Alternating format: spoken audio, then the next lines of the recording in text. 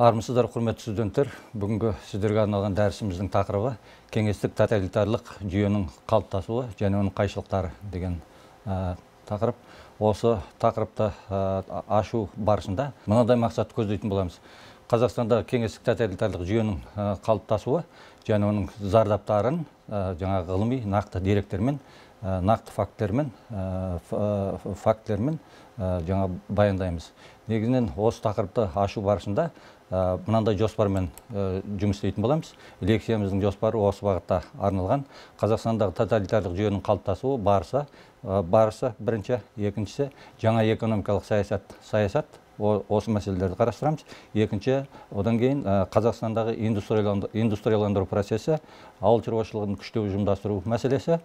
Төртінші, қарастыратын мәселеміз 1937-38 жылдардағы сталиндік репрессия және оның зардаптары мәселелерін қарастыратын боламыз. Осы тақырыпты ашу барысында мына көрсетілген әдебиеттермен жұмыс істейміз.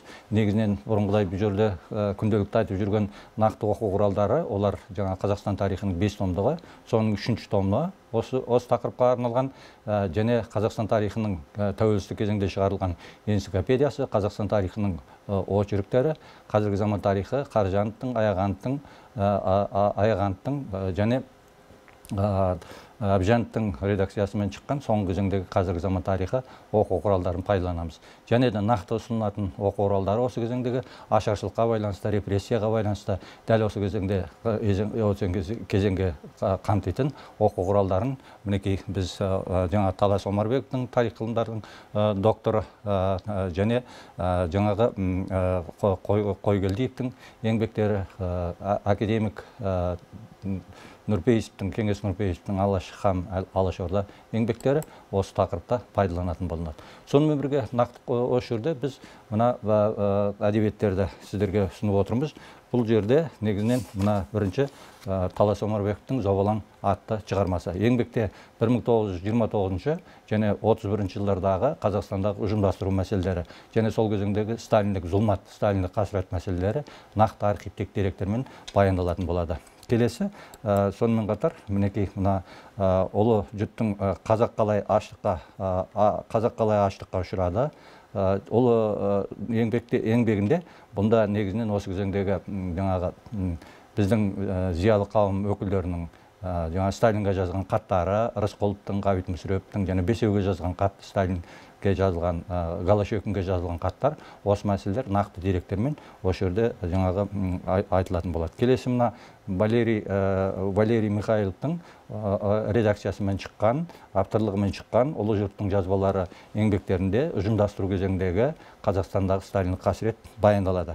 Сонымен қатар мына Захардин Қыстаубаевтың нәубет еңбегі, бұл 1937 және 38 жылдардағы репрессия және ол кезеңдердегі соларды жаңағы сот процестер қалай жүргізілді, ол заңды ма, заңсыз ба, осы мәселелер архивтік деректермен, құпия құжаттармен, жаңағы құжаттармен нақты жаңағы фактілермен, деректермен сипатталып жазылған еңбектердің бірі болып табылады. Сонымен қатар Дүкенбай Досжановтың Абақты деген еңбегі бар. Осы еңбегінде де жаңағы аталған мәселелер 37-38 жылдардағы репрессия, қуғын-сүргіннің зардаптары, осы мәселелер жан-жақты қарастырылған. Енді біз негізінен тақырыбымызға көше береміз. Әр тақырып бірін-бірі ашатын, бірін-бірі толықтыратын тақырып болып, бір-бірімен сабақтаса байланысқан. Бүгінгі енді тоталитарлық социализм қалай қалыптасты, бұл жүйе, бұл қоғамдық жүйеге Қазақстанның болашақтағы өміріне қалай әсер етті деген мәселелер болады. Қарастыратын болсақ, жаңа алдымызда көзделген мақсаттағыдай жалпы тоталитаризмнің өзі негізінен бұл әкімшілдік, әміршілдік, әскери сипатқа негізделген, көбінесе бұйрық сипатына негізделген мемлекеттік құрылым болып есептеледі. Жал осы кезеңдегі тарихқа жүгінетін болсақ, дәл осы тұстарда негізінен көптеген соғыстар, төңкерістер жаңағы өте көп болды. Атап айтқанда 1900 жаңағы бірінші орыс революциясы жеңілгеннен кейін патша үкіметінің жаңағы мына реакциялық әрекеті күшейді. Ал одан кейін 1914-17 жылдардың тұсында бірінші дүниежүзілік соғыс болды. Бұл да соғыс. Одан кейін осы соғыстың арасында негізінен жаңағы 1916 жылғы ұлт азаттық көтерілістер аймақтардағы. Одан кейін келесі соғысымыз осы кезеңде қамтитын 1917 жылғы екі төңкеріс. Біріншісі 1905-7 жылдардағы патшаның құлатылған төңкеріс, екіншісі дәл осы жылдардағы күзде болған қазан төңкерісі. Одан кейінгі осы жаңағы азамат соғысының қарсаңында 1918 мен 20 жылдардың аралығына дейін созылған жаңағы азамат соғысы. Мінекей әскери коммунизм саясаты азамат соғыс кезеңде жүргізілген. Міне бұның барлығы да қарап тұрсақ, сол кезеңдегі өмірдің өзі де, қалыптасқан саяси жағдайдың өзі де әміршілдік, бұйрыққа негізделген биліктің қалыптасуына негіз қалаған сияқты. Өйткені дәл сол кезеңде бұйрықтың орындалуы және оның нәтижесі және ол қажеттілікке байланысты болды бір жағынан. Ал екінші жағынан 17 жыл кеңестердің билікке келуі алғашқы кезеңдерде ол халық оны қолдағандай болған болатын. Өйткені кеңестердің жаңағы шаруаларға жер бөлу мәселесі, жұмысшыларға 8 сағаттық жұмыс күні мәселесі, солдаттарға бейбітшілік мәселесі бұл үлкен халықтық жаңа қолдау туғызған еді. Бірақ жаңағы қалыптасқан жүйеге байланысты кеңестік жүйенің өзі де сол кезеңдегі әміршілдік, әкімшілдік жүйеге бой ұрды. Осының нәтижесінде айтып өткеніміздей қалыптасқан қарастырылған мәселелер бұл жаңағы осы тоталитарлық жүйенің қалыптасуына негіз қалап берді. Жалпы енді негізінен бұл тоталитарлық жүйе қандай мемлекет десек, бұл негізінен тарихта көрсеткеніміздей, бұндай мемлекеттер әлемде негізінен қалыптастыруға үлес қосқан жаңағылар мемлекет басшылары бұлар. КСРО-да Сталин, негізгі Германияда фашистік саясат, бұл да тоталитаризмнің шектен шыққан үлгісі болып есептелінеді. Бұлар жаңа қоғамдағы жеке адамдың өмірін деспоттық, авторитарлық, бюрократтық, әкімшілдік, әміршілдік жүйемен басқаруға негізделген. Ал енді тоталитарлық жүйенің ең сорақ жүйесі бұл фашистік жаңағы Германияда болған. Және оның жаңа қорытындысының қандай жағдайға алып келгендігін біздер жақсы білеміз. Ал енді тоталитарлық жүйе деген бұл не? Осыған мынандай зерттеушілер мынандай анықтама берген екен. Тоталитарлық жүйе дегеніміз билік орындарының, қоғам және жеке адамдарының. Тоталитарлық жүйе бұл билік орындарының, қоғам мен жеке адамның үстінен толық бақылау жүргізуі және адам бостандығы мен оның құқықтарының жойылуы, қоғамдық жүйенің барлық саласын ұжымдық мақсатқа, ресми идеологияға бағындыру мақсатында жұмыс істейтін жүйені біз негізінен тоталитарлық жүйе деп айтатын екенбіз. Ал енді осы тоталитарлық жүйенің негізінен өзіндік көптеген белгілері бар. Біз осы белгілеріне жеке-жеке тоқталайық. Тоталитарлық жүйенің бірінші белгісі туралы ғалымдар мынандай мәселелер айтады.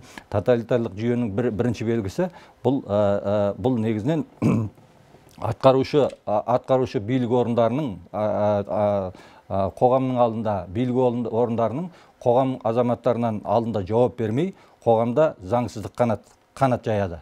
Осы тоталитарлық жүйенің жаңағы алғашқы белгілерінің бірі. Және жаңа билік орындарының әл-ауқаты халықтан негізінен жоғары болады. Ал енді келесісі бұл атқарушы органдар мен билік орындары жалпы қоғамда халықтың алдында негізінен жауап бермейді. Бұл негізінен екінші белгісі болып табылады. Тоталитарлық жүйенің үшінші белгісі. Бұл кезеңде өзіміз білеміз, бір ғана партия жұмыс істейді. Ал енді 1917 жылдан бастап 91 жылға дейін сіздермен біздер жақсы білетініміздей, осы кезеңде коммунистік партия негізгі жетекші партия болып есептелінді де, жал осы тоталитарлық жүйенің үшінші белгісі негізінен жаңағы бір ғана коммунистік партияның жаңағы билігі осы кезеңде негізінен жаңағы жүзеге асты. Тоталитарлық жүйенің келесі белгісі, төртінші белгісі. Бұл кезеңде, осы жүйе қалыптасқан кезеңде идеология негізінен тікелей мемлекетке ғана қызмет етеді. Бұл кезеңде бүткіл қоғамдық барлық салалары, оқу-ағарту саласы, ғылым, мемлекеттік жаңа саяси жүйенің өзі де, ақпарат құралдары мәселесі, барлық насихаттың барлығы да тікелей дерлік жаңағы жүйеге жаңа тікелей мемлекетке қызмет етеді. Бұл төртінші белгі. Ал енді тоталитарлық жүйенің бесінші белгісі бұл негізінен жаңағы экономикада өкімет орталықтандырылады бүкіл жүйеде, және бұқаралық ақпарат құралдары мемлекеттің саясатын насихаттайды. Осы 5-ші жүйеде 5-ші белгісінде көрсетіліп отырғандай, яғни егер ол жаңа бұқаралық ақпарат құралдары мемлекеттің саясатын жүргізбесе, оған тыйым салады, олар қуғынға ұшырайды. Яғни бұны бізден көптеген деректермен, көптеген мәліметтермен негізінен айта аламыз.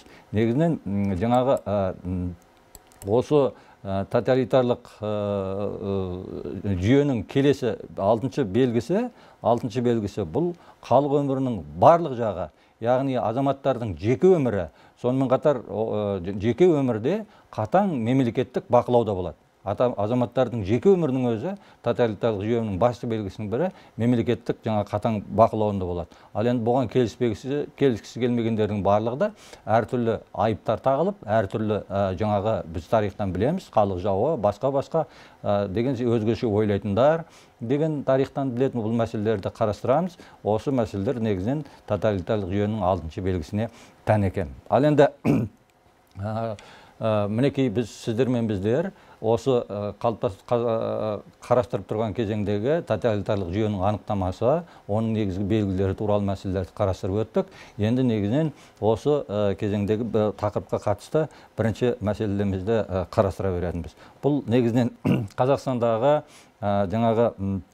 жаңағы қалыптасқан азамат соғысының зардаптары не болды? Өткен жолғы сабағымызда біз сіздермен азамат соғысын қарастырғанбыз, ал енді оның зардабы не болды? Ол азамат соғысының соңына қарай негізінен халықтың жағдайы ауырлап кетті. Яғни соғысқа байланысты, әсіресе жүргізілген соғыс коммунизм саясатына байланысты.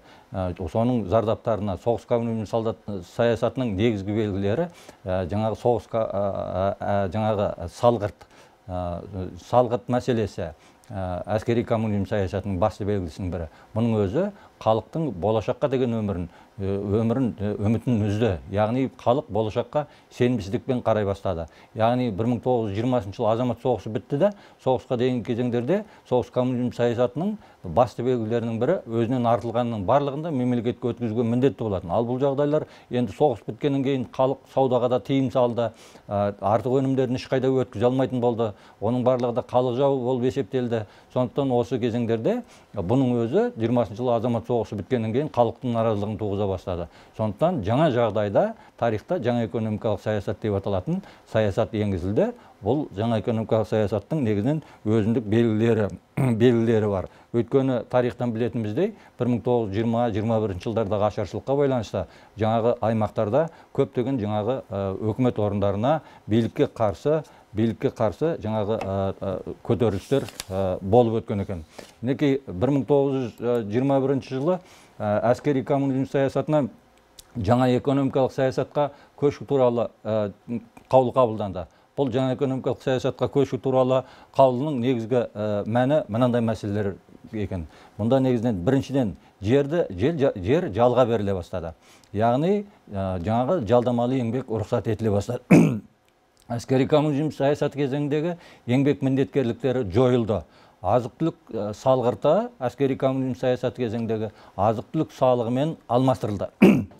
Мінекей осы үш бағыт жаңа экономикалық саясаттың басты бағыттарының бірі болып есептелінді. Ал бұған дейінгі коммунистік партияның жүргізген саясаттың барлығы барлық саудаға, жерді жалға берушілерге, сонымен бірге жаңағы артық өнімдерді әртүрлі жолдармен өткізушілерге барлығында халық жауы деп жазалаған болатын. Ал жаңа экономикалық саясатта, жаңа мемлекеттік құрылымда коммунистер сол кезеңде сақтап қалу үшін осындай мәселелерді жүргізуге мәжбүр болды. Ал бұл негізінен өзі көрініп тұрғандай тарихта жаңа экономикалық саясат деп аталды, және өзінің сипаты жағынан нарыққа негізделген қоғамдық құрылымды құруға жаңағы бастама жасалды.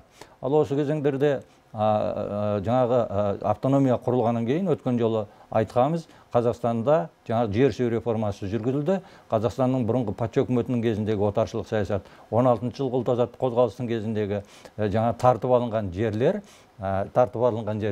қазақтардың өзіне қайтару процесі осы кезеңде жүргізілді. Бұл негізінен 1920 жылдардағы жер су реформасының нәтижесінде жүргізілді. Мысалы, арнайы жер су реформасын жүргізу жөніндегі комиссия құрылды. Оның мүшелеріне қазақтың осы кезеңде көрнекті қайраткерлері Әлихан Бөкейханов, жаңағы Ахмет Байтұрсынов, Ермеков, Мұхамеджан Сералин бастаған тұлғаларымыз қатысты. Осылар өзінің тарихты білетіндігімен, қазақтың жаңағы өзінің ұлттық, патриоттық жаңағы сезімдерімен нәтижесінде қазақтың жерлерінің көпшілігі жаңағы әртүрлі жолдармен жаңағы тартып алынғандығы, оның қай жерлері қазақ жері болып есептелінетіндігін архивтік құжаттар арқылы нақты дәлелдермен айқындап, көптеген аймақтарды қазақ жеріне қайтаруға ерекше үлес атқарды. Тарихта жер су реформасының рөлі өте зор. Өйткені осы автономия құрылар кезеңдердегі қазақтың жерінің тұтастығын, көптеген жерлерінің қазақ жеріне қосылуында негізгі рөл атқарған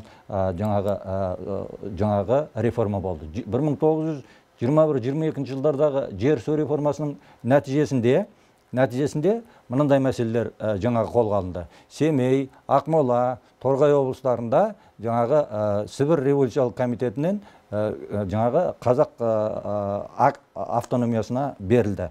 Ал осы 1921 жылы Сібір Орал казак әскерлеріне тартып алынған жерлер осы реформаға қатысты жаңағы қазақтарға қайта берілді. Осы реформалардың нәтижесінде 177 мың десятина жер жаңағы қазақ автономиясына берілген екен. Мінекей қарап отырсақ, мұның маңыздылығы негізінен өте зор. Өйткені бұл отаршылдық саясаттың кезіндегі мәнін ашып берді жер су реформасы. Осының нәтижесінде, осы жер су реформасының нәтижесінде 1 миллионға жуық жаңағы десятина жердің артық қоры құрылды. Бұл саясат тікелей бұрынғы патша үкіметінің отаршылдық саясатының бет бейнесін ашып берген негізгі жаңағы реформа болды. Ал енді осы кезеңдерде қазақ автономиясының межелеу процесі жүргізілді.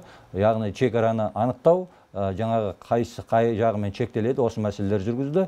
Осы тұста жаңағы халықты территорияны межелеу мәселесінде республиканың жер көлемі 5 миллион жаңағы 230 мың болды. Оның қазағы 1926 жылғы санақ бойынша 61,3% болды.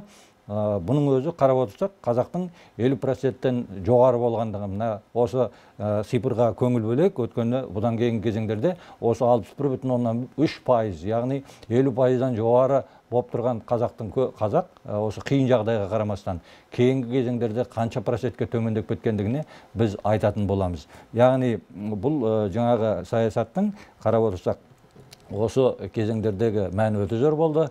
Жалпы негізінен жаңа экономикалық саясаттың қорытындысын, аяқ жағындағы нәтижесі туралы Мұстафа Шоқай өзінің жазбаларында, шетелде жүріп жазбаларында айтып кеткен. Бұл кезеңде ол мынандай сталиндік социализм тонаушылықты қамтамасыз ететін саяси жүйе атты өзінің еңбегінде жаңағы жаңа экономикалық саясаттың мәнін, оның жай жапсарын, отаршылдық жүйенің ары қарай жалғастырылғандығын мәселесін жан-жақты ашып көрсетіп берген.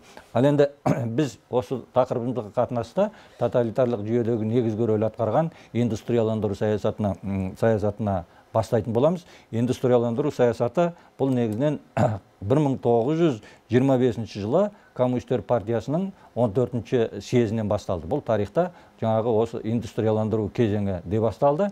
Өзінің аты айтып тұрғанда, яғни индустрияның негізін салу, Қазақстандағы кеңестік жүйедегі завод фабрикалардың негізін қалануы осы кезеңдерде жаңағы басталды. Жалпы әрине индустрия деген жақсы, дегенмен осы мәселелер, осы процестер қалай жүзеге асырылды? Қазақ территориясында кеңестік жүйедегі алғашқы заводтар мен фабрикалар, өнеркәсіп орындары негізінен қалай негізі қаланды? Осы мәселелерді сіздермен бастайтын боламыз. Жалпы осы индустрияландыру саясаты басталған кезеңдегі ең басты мәселе қазақ жерін зерттеуден басталды.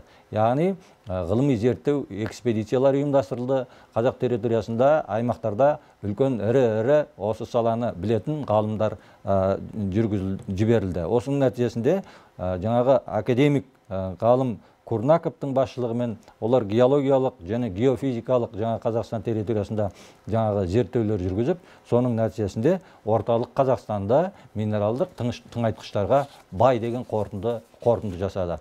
Одан кейін академик Губкин ғылыми зерттеу жұмыстарын жүргізді. Ембі және мұнай аймақтарында, соның нәтижесінде бұл аймақтардың мұнай қорына бай екендігі, болашағы зор екендігі жөнінде қорытынды жасады. Ал сонымен қатар өзіміздің дәл осы кезеңдегі жас ғалымыз, жаңа қазақтың ұлы ғалымы Сәтбаев Жезқазған өңірінде зерттеу жұмыстарын жүргізген. Сол зерттеу жұмысының нәтижесінде Жезқазған өңірінің болашағы зор, яғни бұл өңірде мыс қорының бар екендігі, оның қорының мол екендігі жөнінде қорытынды жасады. Яғни 1925 пен 28 жылдардың аралығындағы осы индустрияландыру саясатына сол кезеңдегі деректер бойынша бүкіл одақтық бюджеттен 15 миллион сомға жуық қаражат жұмсалған екен. Яғни осы кезеңдерде өзіміз көріп отырғанымыздай индустрияландыру мәселесіне көңіл бөлінді.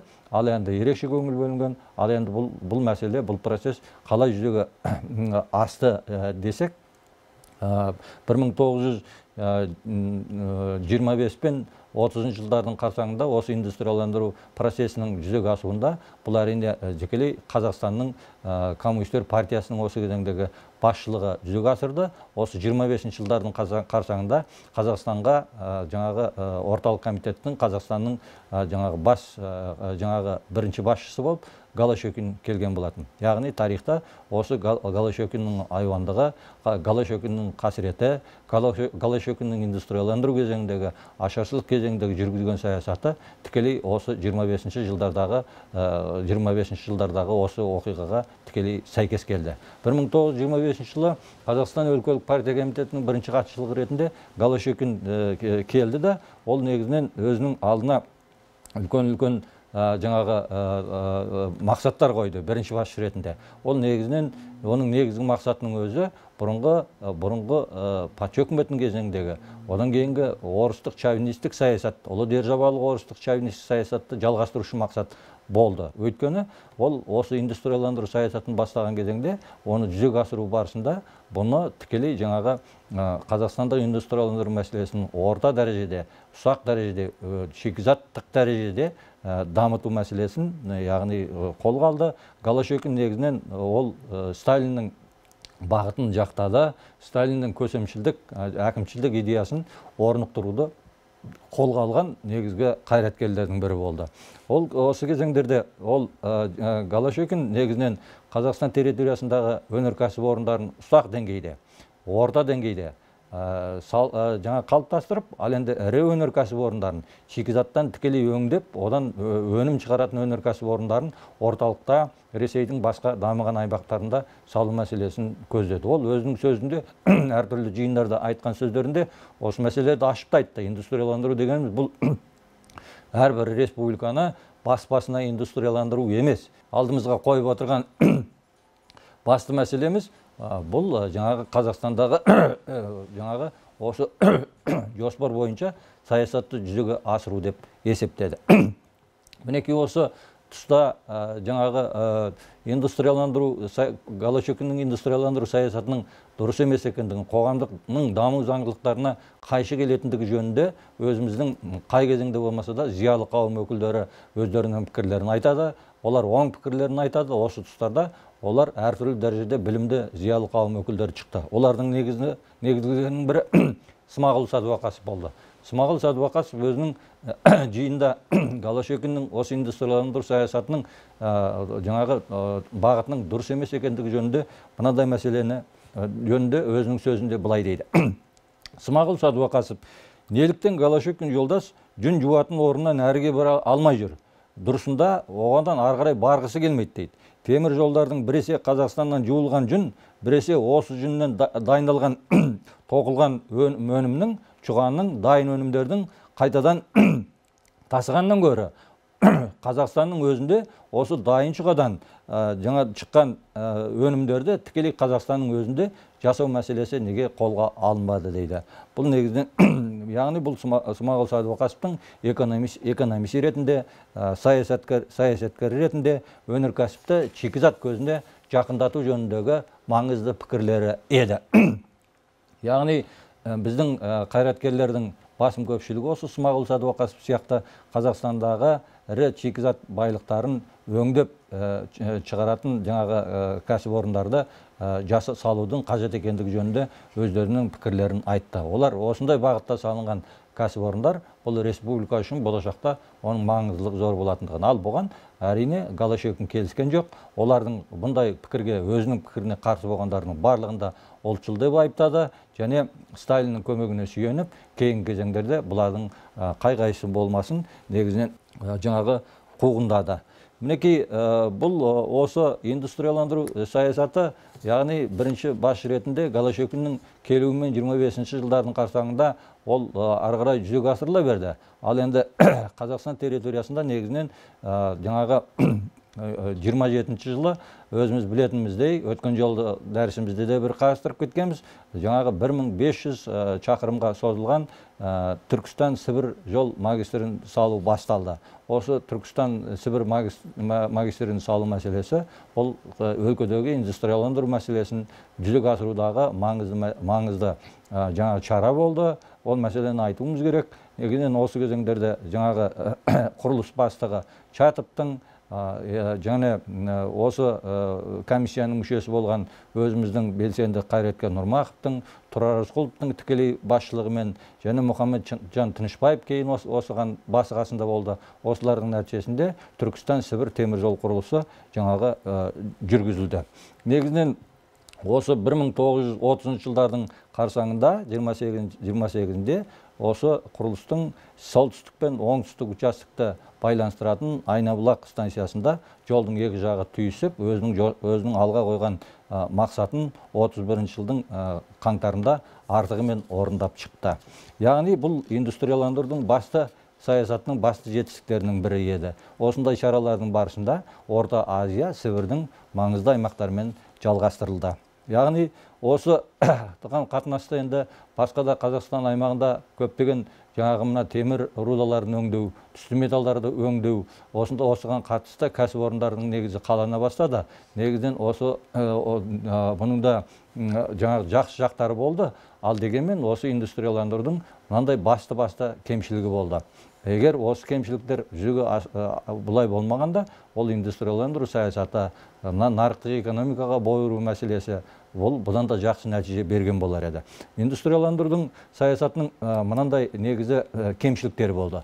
Бұл жаңағы жұмыстың қай түрі болса да, негізінен әкімшілдік, әміршілдік әдістермен жүргізілді. Республиканың ірі өнеркәсіп орындарын жасау мәселесі, машина жасау мәселесі, қорғаныс өнеркәсібі негізінен салынбады. Құрылыс материалдары өнеркәсібі артта қалды. Төртіншіден, республикада кен өндіретін, шикізат өндіретін өнеркәсіп орындарына көбінесе басымдылық берілді. Ал темір жол құрылысы салынғаннан кейін өлкедегі шикізат қорларын тасып алып кету бұрынғыдан да көбейді, ұлғайды. Яғни сонымен қатар осы индустрияландыру саясатының басты кемшіліктері жергілікті мамандарды тәрбиелеу мәселесіне көңіл бөлінбеді, оларды даярлау, оларды тәрбиелеу мәселесіне көңіл бөлінбеді. Ол индустрияландыру бағытындағы маңызды білімді жаңағы кадрлардың басым көпшілігі осы кезеңде шеттен әкелінді. Осыған қарамастан Екінші дүниежүзілік соғыстың қарсаңында Қазақстанның экономикасы жаңағы біраз нәтижеге жетті. Яғни басты ауыз толтырылып айтатындай, осы Екінші дүниежүзілік соғыстың қарсаңында Қазақстанның экономикасы мынандай көрсеткіштермен, яғни 600-ден астам өнеркәсіп іске қосылды. Соның ішінде Түрксіб темір жолы, Қарағанды шахталары, Ембі мұнай кәсіпшілігі, Шымкент қорғасын заводы, Балқаш жезқазған металлургия комбинаты, Кенді Алтай осы қарастырылып отырған индустрияландыру саясатының барысындағы іске қосылған жаңағы өнеркәсіп орындары болды.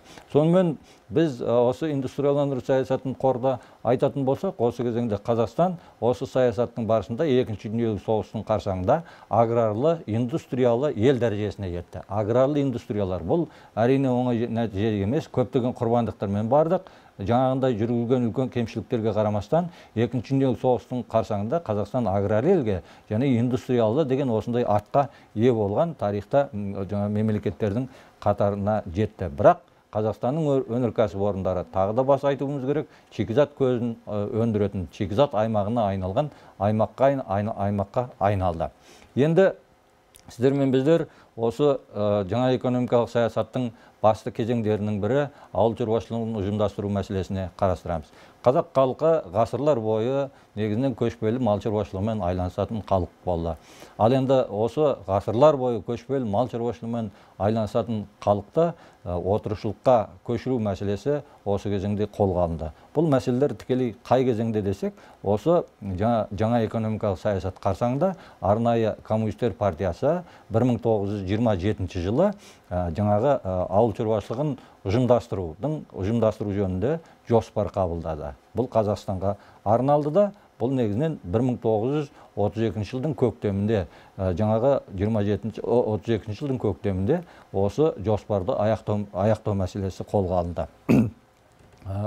Осы ауыл шаруашылығында ұжымдастыру мәселесі басталар кезде Сталин Сібірге жаңағы сапармен барған екен. Сол сапарының барысында ол мынандай мәлімдеме жасаған. Қазіргі астық дайындаудағы дағдарыстың басты нәтижесі бұл жаңағы астықтың жоқтығынан емес, астықтың дұрыс шықпағанынан емес, бұл қазіргі осы өкіметке қарсы жүргізіп жатқан кулактардың жаңағы өкіметке қарсы жүргізілген жұмыстардың нәтижесінен, яғни нәтижесіне байланысты деді. Яғни осы сөзінен кейін Сталин жаңағы астық дайындау барысында қандай да болса да төтенше чараларды қолдануға рұқсат етті. Яғни бұл Сібірге барғандағы осы сөзі болашақта Қазақстан өлкесіндегі астық дайындау кезіндегі репрессия аймағындағы жаңағы халықты қуғын-сүргінге ұшырау мәселесіне жаңағы жол ашты. Бұл 1925 жылы жаңағы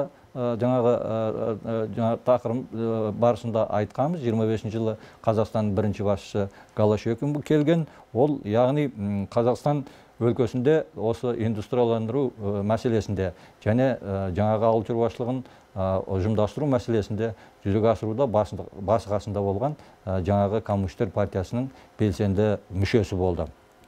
Қазақстандағы Сталиннің нұсқасымен ауыл шаруашылық мәселесі бұл қатаң негізінен қуғын-сүргінге және террорға негізделген ұжымдастыру болды.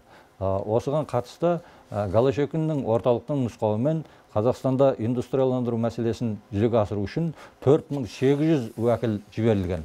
1928 жылы аса бай шаруаларды және феодалдарды тәркілеу, яғни конфискелеу жөніндегі қаулы шықты. Осы қаулы Қазақстан өлкесіндегі, яғни жаңағы малы барлардың қолындағы малдарын тартып алу мәселесіне жаңағы негіз қалады. Яғни жаңағы конфискацияға, яғни тәркілеуге кімдер жатқызылды? Оның арнайы тізімі жасалды. Мұнда конфискацияға, мал мүлкін тартып алуға, яғни конфискацияға мыналар жатқызылды.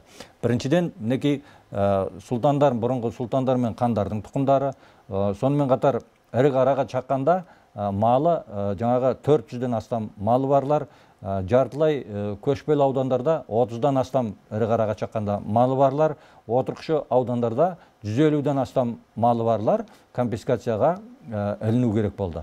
Ал енді біз жаңа жоғарыда көрсетілген әдебиеттерді, ұсынылған әдебиеттерді көрсетілгендеріндей, бұл осы заңдылықтың, осы тізімнің, осы санның сақталмағандығын байқауымызға болады. Ұжымдастырудың кезінде халық неге ашаршылыққа ұшырады? Яғни осы тәркілеуге жатқызылғандай осындай деректер, осы мәселелер аталып жатқан дүниелер ол кезеңде сақталған жоқ. Яғни халықтың қолынан малды зорлықпен, күшпен жаңағы тартып алу мәселесі, отырықшыландыру мәселесінің саясатының басты жаңағы қитұрқы саясатының бірі болды. Осы ұжымдастыру саясатындағы тәркілеу саясаты қазақтың ғасырлар бойы қалыптасқан жүйесін, дәстүрлі мал бағу жүйесіне үлкен соққы болды. Яғни жаңағы осының нәтижесінде 1931 мен 1932 жылдардың аралығында 6765 адам республикадан шет елдерге көш кетуге мәжбүр болды. Яғни осы саясаттың, зорлықтың, әкімшіліктің жаңағы салдарынан, малдың қоғамдастырудың барысында тәркілеудің салдарынан жаңағы жинап алынған малды, жаңағы мал иесіз қалды. Жинап алынған мал күтімсіз қалды. Жинап алынған мал жем шөпсіз қалды. Оның саны да аз емес. Бұл жерде жаңағы мыңдаған, кәдімгідей 10 мыңдаған малдар әрбір аймақтарда жиналды. Бұл негізінен халықтың ғасырлар бойы жаңағы қалыптасқан өзіндік мал бағу жүйесі болатын. Ал енді осы индустрияландыру саясатындағы осындай кері саясаттың нәтижесінде мал иесіз қалды, мал күтімсіз қалды, мал арнайы жайылымдарсыз қалды. Бұл осының салдарынан мінекей халықтың малдың қырылуына, халықтың ашаршылыққа ұшырауына алып келді. Ал енді индустрияландыру саясаты негізінен мінекей көріп отырсақ, осындай бұл халыққа жаңағы қалай жүзеге асырылды саясат десек, бұл жерде негізінен мынандай мәселелер. Халықты алдын ала түсіндіру керек болатын, насихат жұмыстары жүргізілу керек болатын. Оның пайдасын жүргізу. Ол негізінен жаңағы жоғарыда айттық, біз 27 жыл басталып, ол жаңағы өте тез уақыттың ішінде емес, ол жаңағы алдын ала жаңағы моральдық, психологиялық жағынан үгіт насихат жұмыстарын жүргізілу қажет еді. Ал бірақ олай болмады. Индустрияландыру саясаты негізінен қалай жүзеге асырылды? Бұл алдын ала дайындықсыз және халықтың өзінің еркінен тыс, халықтың көңіл күйі, халықтың өзінің пікірлері ешқандай ескерілген жоқ. Бұл индустрияландыру саясаты әкімшілдік тікелей әдістермен және қатаң қуғындауға негізделген арнайы шаралардың нәтижесінде жаңағы асыра сілтеушілік болмасын, аша тұяқ қалмасын, асыра сілтеушілік болмасын деген жаңағы сол кезеңдердегі мәтелді білеміз. Жал осы мәселелер сол кезеңде осындай ұжымдастыру саясатының негізгі жаңағы зардаптары болды. Осы шара барысында 1927 жылы 1072 шаруашылық болса, 1929 жылы 4876-ға жеткізілген. Яғни бұл жерде цифрды көріп отырмыз біз. Ол жерде жемшеп бар ма? Ол халықтардың осы мәселені жаңа құрылған ұжымдық шаруашылықтарды жүргізіп кетуге жағдай бар ма? Ол дайындалған ба, дайындалмаған ба? Ол мәселелерге ешкім көңіл бөлінген жоқ. Тек қана бұл жерде санға көңіл бөлінді, цифрға көңіл бөлінді. Осының нәтижесінде республика халқы жаңағы шамадан тыс асыра сілтеушілік шараларға жол берілді. Мінекей мына көшпелі халқымыздың тіршілік көзі негізінен мал болатын. Біз малмен осы кезеңдерде жаңағы өмір сүрдік. Мал біздің киетін киіміміз, осы тұстарда тамағымыз, мінсек көлігіміз осындай жаңағы қызметтерді атқарды. Біз қарастырып тұрған кезеңдерде, ал енді ендігі жағдайда осы Коммунистер партиясының жүргізілген саясаттың салдарынан халықтың қолынан малды тікелей тартып алу, сыпырып алу, бұл негізінен 32-33 жылдардағы жаңағы біздің қазақ халқының тарихындағы үлкен қасіретке алып келді. Енді мына цифрларды қарасақ, 1928 жылы республикада 6.509.000 жаңағы ірі қара, 18.556.000 қой, 3.516.000 жылқы, 1.042.000 түйе болған. Бұл негізінен 1928 жылғы дерек. Ал енді 1932 жылғы дерек бойынша негізінен 965.000 ірі қара, 1.386.000 қой, 316.000 жылқы, 63.000 жаңағы түйе қалған. Яғни 28 мен 32 жылдардың аралығындағы жаңағы осы цифрларды салыстыратын болсақ, бұның нәтижесі негізінен 1900 осы қарастырылған уақытта елімізде 40,5 миллион мал болса, 30 жылдардың қарасаңында бұның 4,5 миллионы малы ғана қалған. Мінекей біз неге ашаршылыққа ұшырадық? Неге осы қайғы қасірет қазақ халқының тарихында осыншама орасан зор қайғылы жағдайларға алып келді десек, осы екі цифрдың өзі, осы екі датаның өзі салыстырып қараған кезеңде көптеген мәліметтердің жаңағы бетін ашады екен. Яғни Голощекиннің осы кезеңдегі негізінен кіші қазан идеясы арқылы жүзеге асырылды. Яғни Голощекиннің кіші қазан идеясы дегеніміз не? Бұл елімізге бірінші басшы болып келгеннен кейін, келе салысымен тікелей бұл Қазақстанда ешқандай жаңағы революциялық төңкеріс болмаған. Бұл елде жаңағы большевиктердің басшылықтығы жүзеге аспаған. Бай күйінше, кедей күйінше өмір сүріп жатыр. Сондықтан бұл елдерде осындай үлкен төңкеріс жасау керек. Ресейдегі қазан төңкеріс сияқты соған ұқсайтын жаңа бір өзгеріс жасау керек деді. Бұл тарихта Голощекиннің кіші қазан идеясы деп аталды. Әрине оны орталықтан рұқсат сұрады.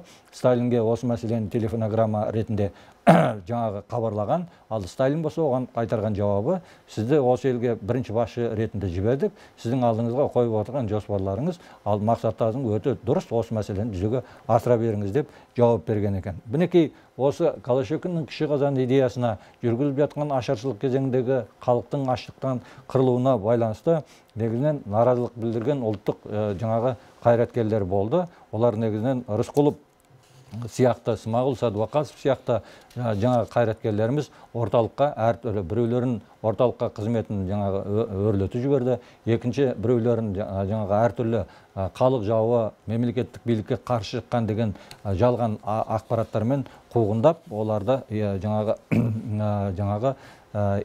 аластады. Мінекей осы ұжымдастыру кезеңіндегі және индустрияландыру кезеңіндегі мәселелерді жоғарыда аталған жаңағы еңбектерден, көрсетілген еңбектерден біз жан-жақты оқып білім алатын боламыз. Мінекей осы тұстарда Голощекин осы ұжымдастырудың нәтижесі не болды?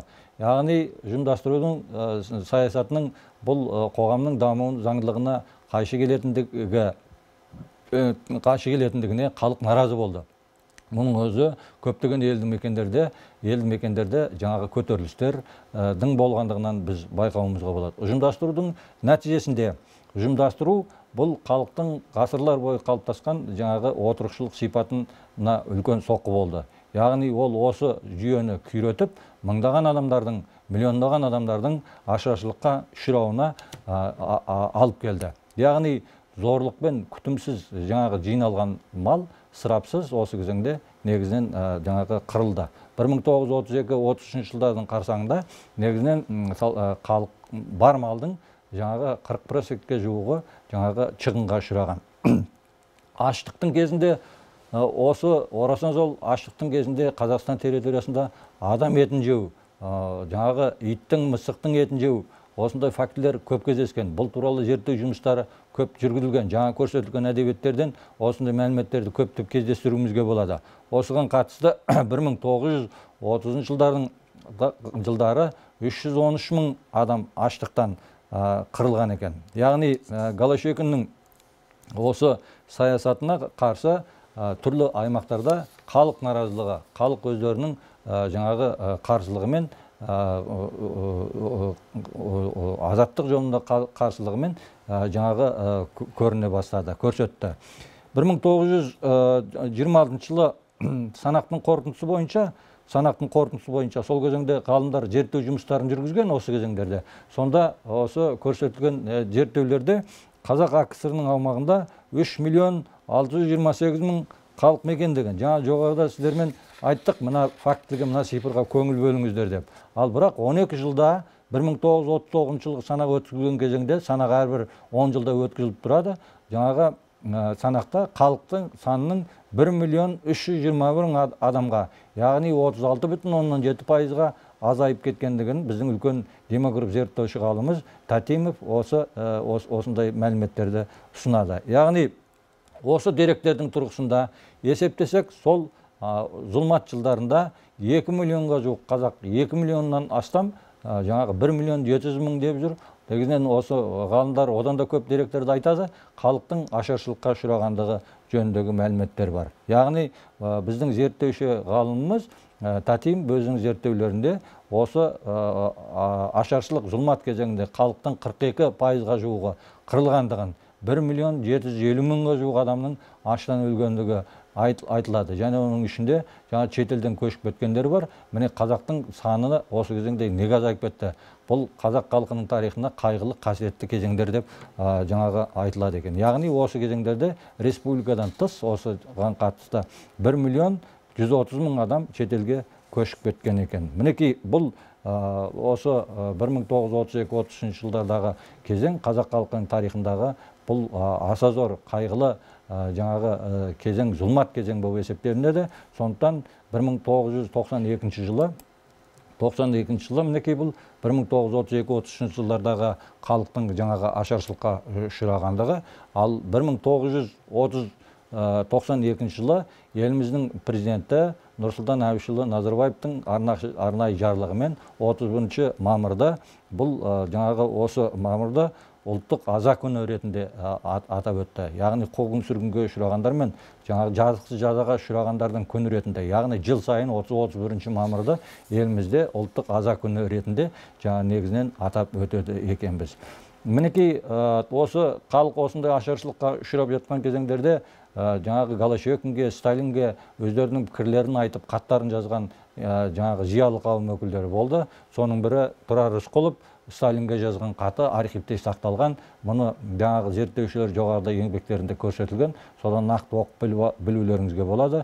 Сонымен қатар жаңағы осы Сталинге жазған Рысқұловтың хатымен бірге Бесеудің хаты деген әйгілі хат бар. Яғни Мүсіреповтің, Ғатауллиннің, Дәулетқалиевтің, Алтынбековтың, Қуанышевтің атымен жазылған. Бұл Голощекинге жазылған хаттары. Бұл тарихта Бесеудің хаты деп аталды. Бұл туралы жаңағы арнайы спектакль бар. Бұл туралы жаңағы біздің жаңағы Сталинге жазылған хат деген үлкен ғылыми зерттеу еңбектері бар. Осы хаттарында жаңағы біздің қайраткерлер қазақ өлкесіндегі ашаршылықтың зардаптары, оның жаңағы кем-кетіктері жөнінде өздері жаңағы жан-жақты көрсетілген. Яғни аштықпен күрестің нәтижесінде бұдан кейін кезеңдерде осы жазылған хаттардан, интеллигенция өкілдерінің жаңағы хабарлауынан, елімізде ашаршылықтың шамадан тыс көлемде ұлғайып бара жатқандығынан жаңағы орталық әртүрлі шаралар қолданып, оны тоқтатуға әрекеттенді, бірақ бұл кешеді. Дегенмен жаңағы халықтың басым көпшілігі осы кезеңде үлкен жаңағы апатқа ұшырады. Яғни осы қарастырып тұрған кезеңдерде 1937-38 жылдардың қарсаңында Қазақстандағы қайғылы беттердің бірі бұл репрессия кезеңі. Яғни репрессия кезеңі. Бұл репрессия кезеңі қалай басталды? Яғни жаппай қуғындау, репрессия дегеніміздің өзі.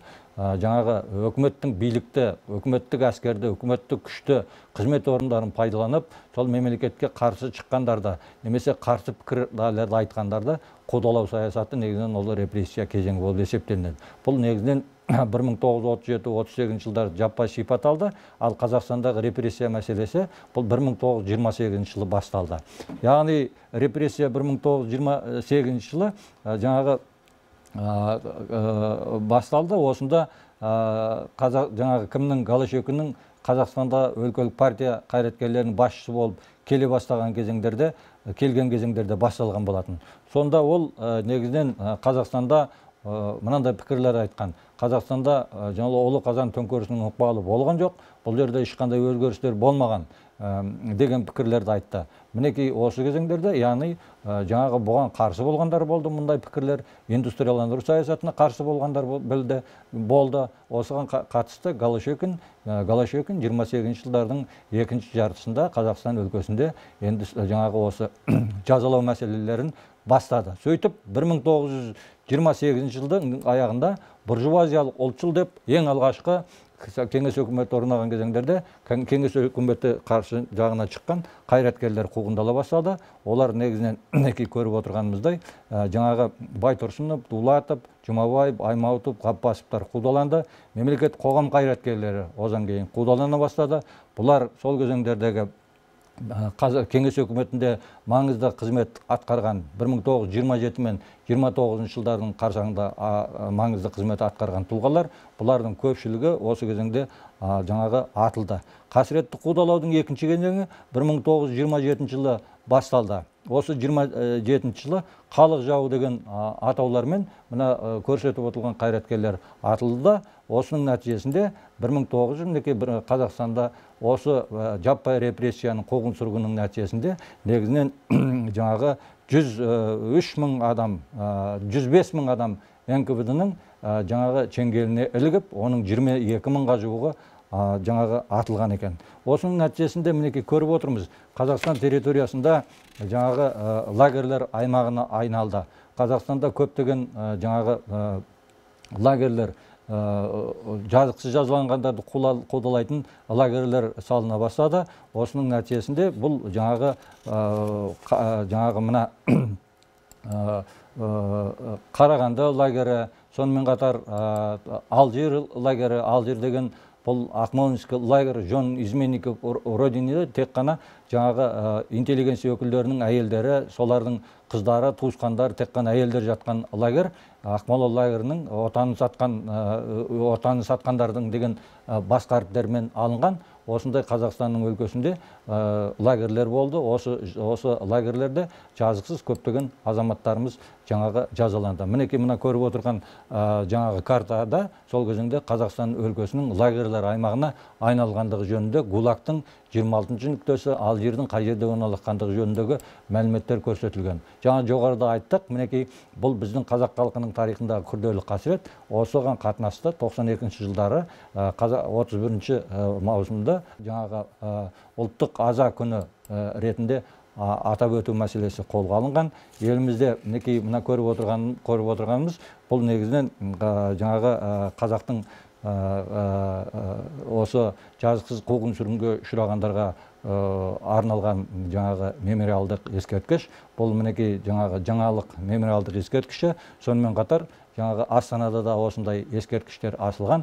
Қазақ халқының ашаршылық кезеңіндегі 37-38 жылдардың қарсаңындағы жазықсыз қуғын-сүргінге ұшыраған қайраткерлердің қай-қайсысы болса да халық есінде болады. Олар ешқашан ұмытылмайды. Яғни біз деректерден көріп отырғанымыздай, жаңағы осы мына көріп отырған жаңалық мемориалдық ескерткіште болған осы аймақтарында не үшін тұрғызылды? Мұнда 1937 мен 40 жылдардың аралығында 4219 адам атылған екен.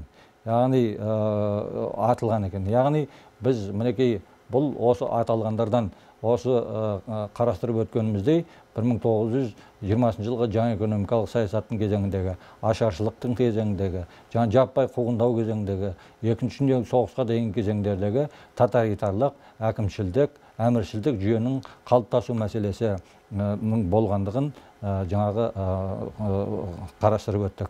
Мінекей қысқаша айтқанда, осы кезеңде мінекей бұл жаңағы сіздермен біздер Қазақстан территориясындағы тоталитарлық жүйенің қалыптасуы және оның зардаптары мәселесін мүмкіндігінше қарастырып өттірдік. Бұл кезең қазақ халқының тарихындағы өте ауыр кезең болды. Осы кезеңдерде азақ уақыттың ішінде ғасырлар бойы қалыптасқан отырықшы мал шаруашылығымен айналысатын халықты, қысқа уақыттың ішінде көшпелі мал шаруашылығымен айналысатын халықты отырықшылыққа алмастыру мәселесі қолға алынды. Оның зардаптары орасан зор болды. Индустрияландыру мәселесі қолға алынды. Оның зардаптары да орасан зор болды. Қазақстан әрине екінші дүниежүзілік соғыстың қарсаңында аграрлы индустриялы ел дәрежесіне жеткенмен де біз орасан зор құрбандықтардың нәтижесінде осындай көрсеткіштерге жеттік. Осыған қарамастан біз осы 32-33 жылдарда жазықсыз қуғын-сүргінге ұшыраған, ашаршылыққа ұшыраған, 37-38 жылдардағы сталиндік голощекиндік репрессияға ұшыраған қайраткерлеріміздің есімі мәңгі ұмытылмайды. Бұлардың есімдері халық есінде сақталады. Бұлардың атқарып кеткен қызметкерлері жаңағы үнемі алтын әріптермен жазылуға тұрарлық тұлғалар.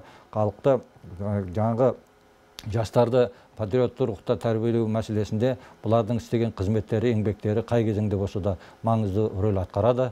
Биыл міне алаш қозғалысының негізінен 100 жылдығы, 150 жылдығы негізінен аталып отыр. Жаңағы осыған қатысты бұның тарихи маңызы өте зор кезең болып есептелінеді қазақ тарихында. Сонымен біз сіздермен осы 1920-30 жылдардың қарсаңындағы тоталитарлық жүйенің қалыптасуы және оның қайшылықтары деген тақырыптарға арналған дәрісімізді аяқтадық.